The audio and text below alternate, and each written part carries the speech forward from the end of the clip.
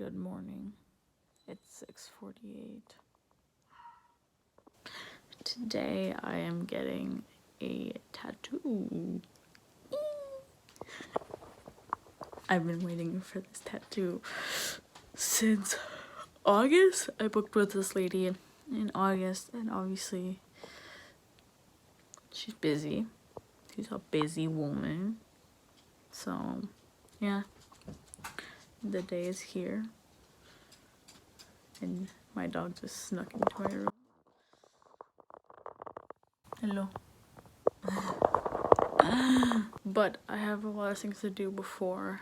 I have to basically pack up all my stuff so that, oh yeah, and I'm going to Whistler after to spend some time with my boyfriend, and it's gonna be super fun. But the only thing is that I have to leave everything packed so that when I get back from Whistler, I go straight back to Victoria. And I mean, I have all my stuff folded and ready to go, but I just haven't put it in the luggage yet. But yeah, that's what we're doing today. Okay, so I've mostly packed at this point. I just need to pack what I'm gonna bring to Whistler.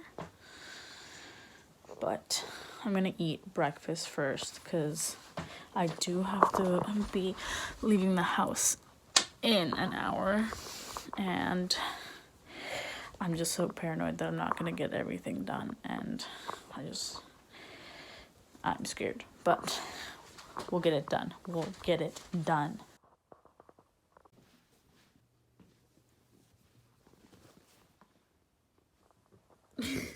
What? Hello. Hello. Hello. Yes. Hello. What's wrong? My baby. No. Go back to bed.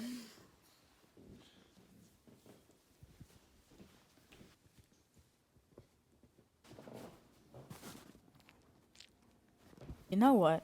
Breakfast is the best meal of the day, and everybody can at me at that one because you can't change my mind. Every morning I eat 2 eggs. 2 eggs, no matter what form they are in. Cooked, boiled, poached, sunny side, fried, you name it, I eat it. You know? Put some oil in that bad boy, turn the heat up, and crack some eggs into the pan, ladies and gentlemen. Yes. Oh, get that shot. Second one. Let's go. Ooh, ooh. Oh, no hands. Now, while that is cooking, I obviously have to throw away the eggshells because I'm no monster. And then, obviously, the lid has to go on there. And then, the best part, the tortillas. Corn tortillas. I eat 3. And only 3. And obviously, you're wondering, why only 3?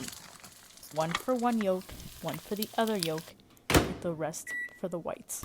When people find out that I eat the same thing every morning, they always ask, don't you get tired of eating the same thing all the time? No! I love eggs. How dare you question my love for eggs? Okay, I'm done eating breakfast and now I have to go finish packing. Okay, it's currently... What time is it? It is 9:03. I'm all packed up. Almost. I mean, I just need to put a couple things back in my bag. But I'm all packed up, ready to go. Let's go get a tattoo. I didn't film much while I was there, mostly because I was scared to. But these are the only clips that I got from there. Like how she asked it made me feel really awkward.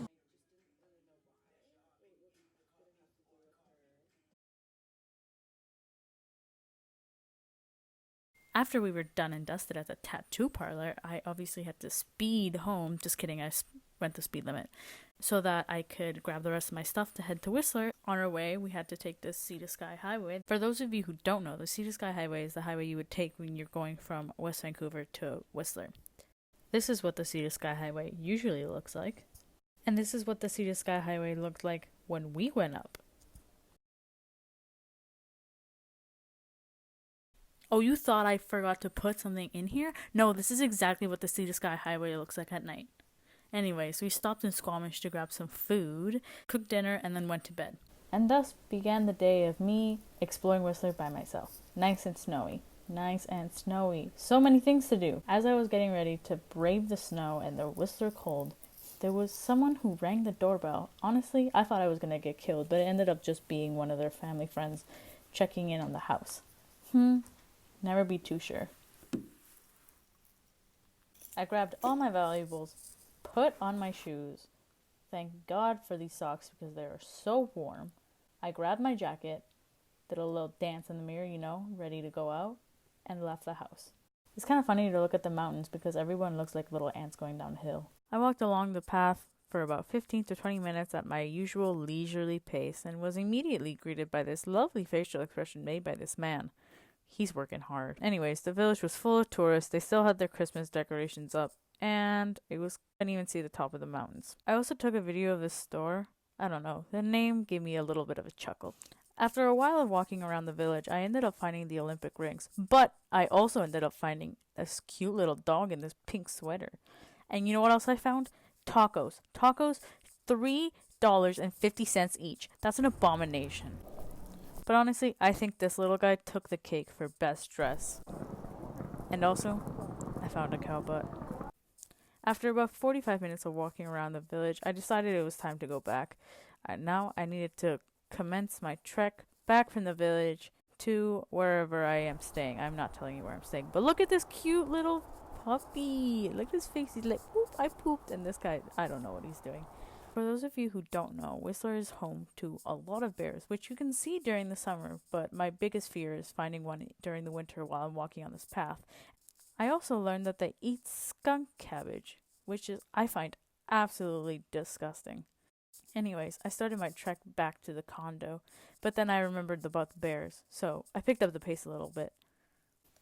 I ended up playing with this little snowball for about half the trip. After that, I got home, took off my shoes, thank God for the socks. After picking up my boyfriend and his brothers from the slopes, the rest of the night consisted of making dinner and watching movies.